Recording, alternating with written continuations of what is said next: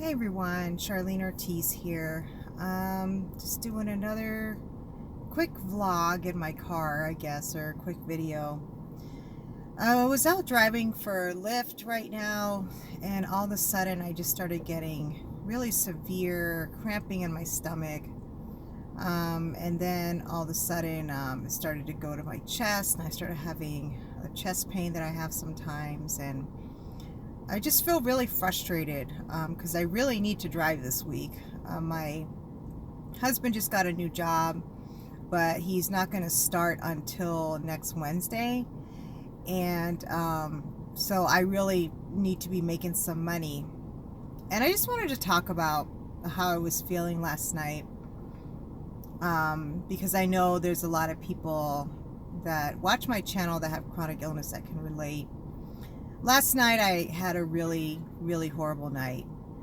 I did go out and drive for Lyft, and I mean, the night itself, as far as the driving, was a lot of fun. As usual, I had great passengers, so I really did enjoy it. I always make decent money when I'm driving. And then when I got home, it was a little bit after midnight, and I started to get ready for bed, and then as I was trying to go to sleep, I just started having really intense pain in my legs, in my hips, in my back, my arms, and just that body ache, flu-like feeling that a lot of us struggle with just was really severe. And it seemed like there was nothing I could do to get comfortable. I even took my medication, and it just seemed to be forever before it kicked in. Eventually it did kick in, and I was able to, feel more comfortable and go to sleep. But the whole time that I was tossing and turning and struggling, I actually, we live in a 3-bedroom condo, so I had to go to the other room because I was keeping my husband up. He couldn't sleep. And the whole time that I was, just struggling with this, I felt a lot of anger, resentment, and bitterness just about the fact that I have to deal with this. The fact that my life is not where I want it to be because I deal with this. There's so many things that I want to do. And there's so many things I know that I can do. And number one, obviously, really just be able to have a great YouTube channel and be able to sell and promote my book. Also to really be able to make the effort to sell and promote our Teespring merchandise, and even go to different gift shops just to promote my husband's t-shirts, because he does have really neat designs, really unique stuff, especially that alien shirt that he has. I always felt like that would be a cool one to sell to the gift shops that are maybe in Rachel, Nevada. But there's so many things like in my head, my mind, that I want to do. I want to do an audio version of my book. I want to do live videos where you guys can work out with me, do simple workouts. And I just don't have the endurance and the stamina to do it, and just the constant pain. And, most days I guess I can say that I can function and get through a day. And then there are just nights like last night where it just feels absolutely unbearable.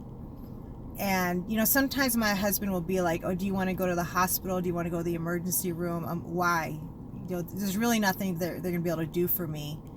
Nowadays, if you do go to the emergency room saying that you're in pain and it's unbearable, it's really, you feel very apprehensive because you don't know if they're going to red flag you because you're a pill seeker or whatever. And it's really a shame how this whole opioid epidemic has drastically negatively affected the chronic illness community. It's put us in a category that we don't deserve to be in. But anyway, what are they going to do? Nothing. There's nothing they can do. So it feels very hopeless. Nights like that feel very hopeless. And so But, as I went through a lot of the emotions and the physical and emotional pain last night, why am I like this? You also think about a lot of your friends or, people that you've known throughout the years and that, oh, they're doing so much better than me. Look where they're at. Look what they're doing. And I think people with chronic illness where we have had to basically give up a lot of our dreams and give up the life that we have, I think that's something that we deal with, is looking at our friends and loved ones, family maybe, and seeing what they've been able to accomplish, and knowing that we have the talent, we have the ability, we have the intelligence where we could accomplish great things too, but our pain, our fatigue, our fibro fog, all the, our insomnia limits us from being able to achieve those things. And I think the challenge for us is still being able to find ways that we can still make an impact, that we can still feel like we have a purpose, even if it's not the way we wish it was. I am the type of person that I know they say that there's no cure for fibromyalgia. I don't know if I believe that 100%. I think that there are ways that you can improve your situation, even to the point where it doesn't, hardly affect your life anymore. But the challenge is that the steps and the lifestyle changes that you would need to make are not practical for a lot of people. For example, obviously nutrition, eating clean. And everybody, is going to argue and debate on what that is. Is it vegan? Is it keto? Is it vegetarian? Whatever. I mean, people are going to debate to what that is, but I don't have a diet that I say, oh, this is the only one. But I would say keto is definitely the one that I support, more strongly. But either way, I'm not a nutrition Nazi where I tell people this is the only way, and if you don't do it, you're inferior. I'm not like that at all. But our nutrition obviously drastically will affect how our condition affects us. Being active on a regular basis, practicing prayer, meditation, is some type of ritual that will help to ease our mind, emotionally and mentally, as well as getting regular massage, some type of physical therapy, some type of movement, that will help to relieve a lot of the pain and the tightness that we feel. Acupuncture, and having a life that has minimal stress, because stress does affect us negatively. And so, the point is, if you could incorporate all those things into your life, I think absolutely we could drastically reduce the symptoms and how much our illness impacts us. But how realistic is that for a lot of us, financially and time-wise? And even just having the energy to get up and go to appointments, whether it's a chiropractic appointment or physical therapy or acupuncture, massage, nutrition, whatever. Again, financially, time-wise, energy-wise. And that's kind of the conundrum, that we're left in, is that sure, there are alternative ways, to treat our condition, whether it's fibromyalgia or MS or rheumatoid arthritis or lupus, whatever, sure, but it's just not practical for many of us. And not everybody will see the same results, from these different treatments. But, again, my point is, sure, I do believe that there are ways to drastically reduce the symptoms, even to the point where you feel like they're not there anymore. Does it mean you're healed? I don't know, I really don't know.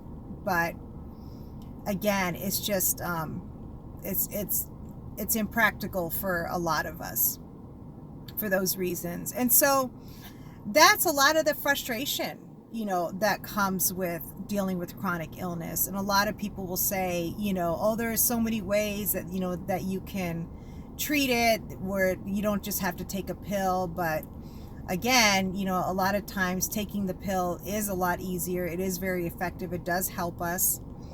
We're responsible with our medication. Most of us are very responsible with our medications and have been for years, even decades, some of us, so, but again, I think, the challenge for us is just to still find ways, that we can still feel like we're being productive.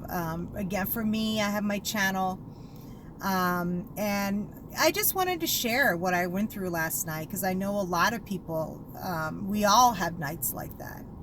Sometimes it's one night after another. We'll have nights like that for weeks or months, and it again can feel so hopeless. But I think what was important for me last night, in the midst of feeling this way physically and emotionally, is giving myself permission to feel that way. Just not feeling like, oh God, look at me being negative, look at me just comparing myself to others, but just kind of feeling at peace with the fact that obviously I'm gonna go through this. Obviously I'm still gonna deal with these types of emotions, because I promote positivity, and I promote still finding ways to enjoy life on my Facebook page, my YouTube channel. I promote those things. Even in my book, I promote it. But it doesn't mean that I don't have days where I do fall into depression. I do get angry. I do get bitter. And I'm not positive, and I do get resentful, towards God or the universe or whatever, whatever it is, that we feel might, be controlling our situation or what have you. I don't know. Again, I don't really know what is out there, and if there is anything out there that's greater than us. I don't know. But actually I do believe that there is something. I'm just not sure exactly what it is. So, but yeah, I do get bitter, and I do want to find people to blame, and because again, for me, I've always been healthy. I've always taken care of myself. I've always been very proactive about my health, and regardless, I still suffer from these ailments, and that in a lot of ways makes it even worse. It kind of makes me feel even more bitter, because when you look at people like Amber Lynn and Foodie Beauty, and a lot of these people that have self-inflicted health challenges because of poor choices they've made, when what you're struggling with is self-inflicted, then what you need to do to stop, so that you can get better and heal. For people with chronic illness, that really, it's really no fault of our own. We never abused drugs, or we never drank too much, or we never made really bad unhealthy choices. Like, there's really nothing that is significant in our life that we can say, oh, this, I understand why I struggle with this, because I made these choices. Like, there's really, for many of us, there's nothing in our life that we can look at.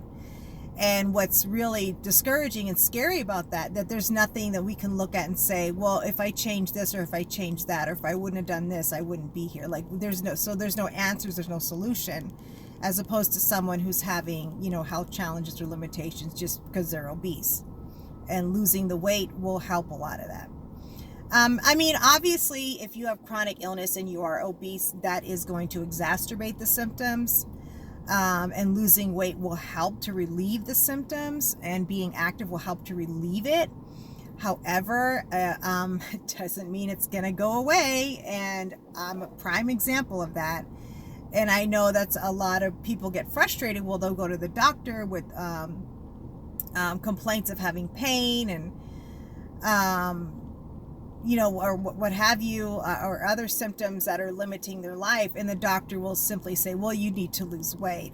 Sure, of course, if we're overweight or obese, sure, we need to lose weight, but to be dismissed simply because you're overweight, I can't imagine how infuriating and discouraging that would be for someone when they are in real pain. Like, they know that there's something wrong with them, and they know it's not weight related. And again, losing weight, sure, will help relieve it, but it's not a weight related issue. And and they know it. They just know it, and they're getting dismissed because they're overweight. And that, to me, is very insensitive and an inappropriate way for any doctor to approach someone who is complaining of having, pain and discomfort and limitations that they know are not normal, and they know that something is wrong, and they need to get tested and, get taken seriously, what have you. So, so again, with me, I'm a prime example that being overweight is not what causes chronic illness. So anyway, guys, I don't know. I just kind of wanted to vent about my night. And even right now, I'm supposed to be driving, and I'm just waiting for this pain to subside and hoping that it will. Because I need to be bringing something in this week, and, so because we got bills to pay, and not much to pay it with right now. So, well, guys, thank you so much for listening to my rant. I am going to make a video on my thoughts about the Amberlynn's video, and Obese to Beast, her comments. But it's not really going to be about that. It's going to be more about just how the psychology is kind of interesting to me. Obviously I'm not a psychologist. I'm not going to be diagnosing, but I just want to talk about what's interesting to me about, Amberlynn versus Obese to Beast, and why he's been successful, but she hasn't. So it just kind of interests me. The incredible contrast between the two of them. So, okay, guys, I hope you're doing well. I hope that you're having better nights than I am. And if you are having the same challenges, my heart goes out to you. You're not alone in your struggle. Although we feel alone, we feel isolated, you are not alone. And check out my Facebook group. There is a link in the description. You'll find a lot of support and encouragement. I try to post articles and research, as well as a lot of the other members do, about information that can help us, help us learn how to deal with our conditions, and, just improve our quality of life somehow. So, all right, guys, remember, take care of yourself, protect yourself physically and emotionally, and don't forget, your health is your most valuable asset. Invest in it. Bye-bye.